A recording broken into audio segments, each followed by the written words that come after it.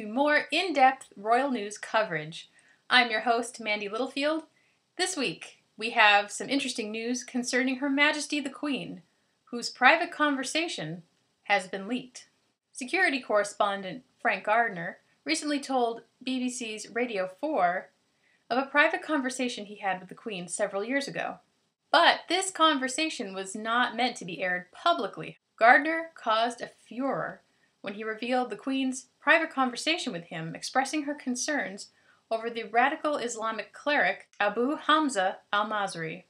Her Majesty was deeply upset over al-Mazri's intent to incite violence through his vitriolic speeches and wondered why he had not yet been arrested. Gardner said that it was a breach of confidence that both he and the BBC deeply regret.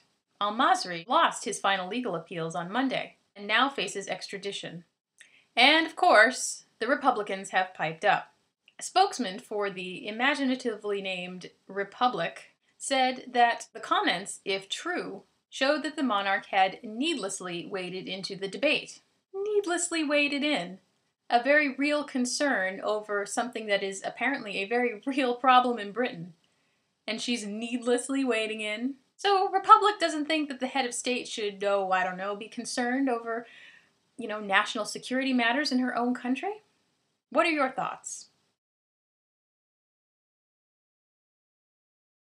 Archbishop Desmond Tutu recently claimed that the Dutch Prince Friso briefly awoke from his coma to smile at his wife before falling back into the twilight. Archbishop Tutu, friend of the Dutch royal family, stated that Princess Mabel had witnessed a miracle when her husband seemingly acknowledged her. Now, I don't know about you, but after hearing about the details of Friso's accident, I didn't think it was going to be possible for him to wake up at all. Why would the good Archbishop make this up? What do you all think? Is this true? Or is it not true?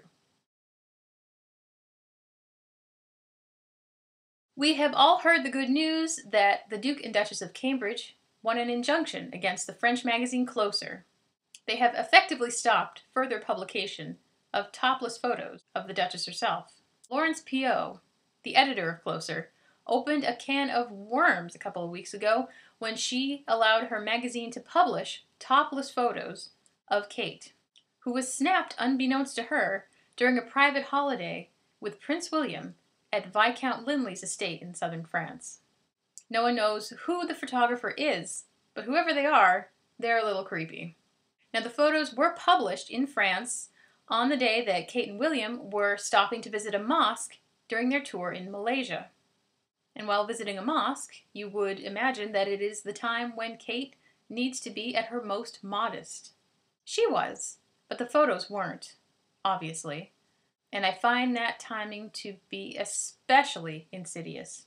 The damage is done. Kate has been beamed all across the world without her top on. Even though they did win an injunction to stop further publication of the photos, is it a real victory? What's your take on it? Down below, I have listed my sources for each little blurb in my news coverage today. I hope you enjoyed.